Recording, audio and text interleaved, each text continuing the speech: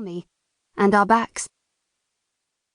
But the frost faded, and as soon as it was gone, the peddler said to my mother, "Well, that's enough of a rest, isn't it?"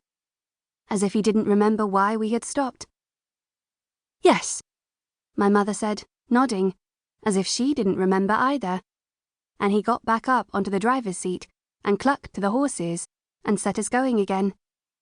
I was young enough to remember it afterwards a little, and not old enough to care about the starrick as much as about the ordinary cold biting through my clothes and my pinched stomach. I didn't want to say anything that might make the cart stop again, impatient to get to the city and my grandfather's house.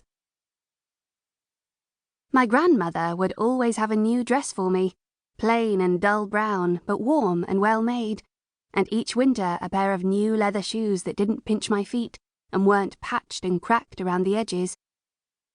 She would feed me to bursting 3 times every day, and the last night before we left, she would always make cheesecake. Her cheesecake, which was baked golden on the outside and thick and white and crumbly inside, and tasted just a little bit of apples, and she would make decorations with sweet golden raisins on the top.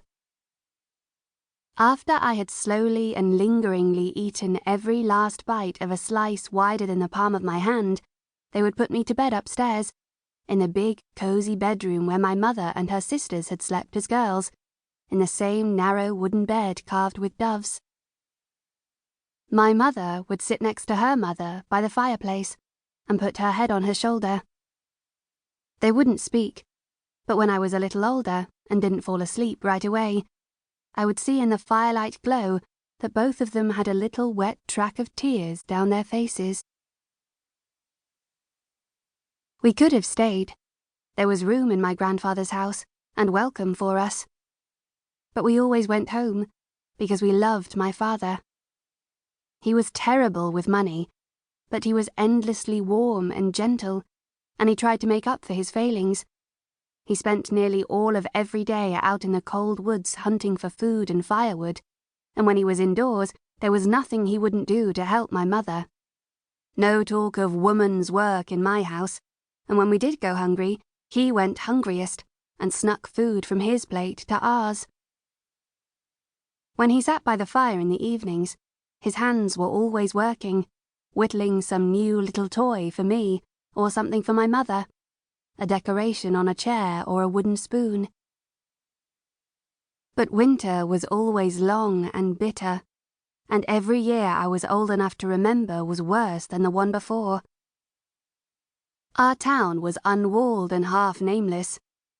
Some people said it was called Pakel, for being near the road, and those who didn't like that, because it reminded them of being near the Starrick Road, would shout them down and say it was called Pavis, for being near the river.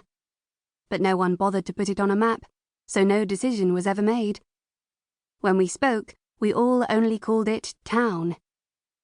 It was welcome to travellers, a third of the way between Visnia and Minask, and a small river crossed the road running from east to west. Many farmers brought their goods by boat, so our market day was busy. But that was the limit of our importance.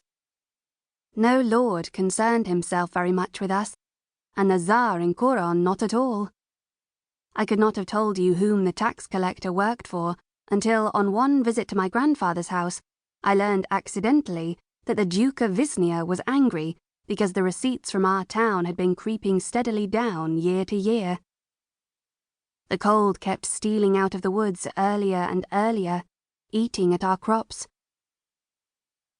And the year I turned 16, the Starrick came, too, during what should have been the last week of autumn, before the late barley was all the way in. They had always come raiding for gold, once in a while.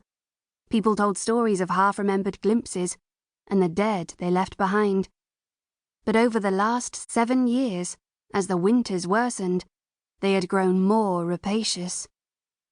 There were still a few leaves clinging to the trees when they rode off their road and onto ours, and they went only 10 miles past our village to the rich monastery down the road, and there they killed a dozen of the monks and stole the golden candlesticks and the golden cup and all the icons painted in gilt, and carried away that golden treasure to whatever.